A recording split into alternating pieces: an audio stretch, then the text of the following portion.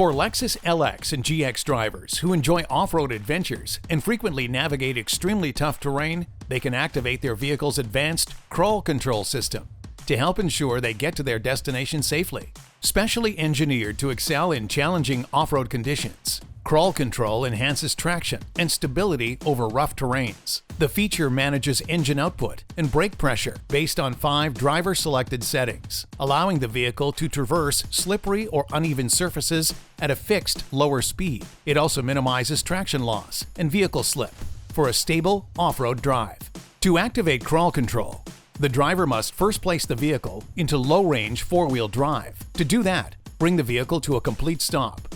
Shift the gear selector into neutral and engage low-range 4-wheel drive by turning the 4-wheel drive control switch to L4. Then move the gear selector back into drive. Now, press the DAC crawl switch to turn crawl control on. The indicator light will illuminate once activated. Next, select the desired speed mode using the Mode Select dial. 5 speeds can be chosen based on the type of terrain the vehicle is traveling on. Lower speeds are ideal when driving over rocks or climbing or descending a steep hill. And higher speeds are recommended for driving on snow-covered, muddy, or gravel trails. Deactivating crawl control is simple. Press the DAC crawl button and the indicator light turns off. Crawl control can also automatically deactivate.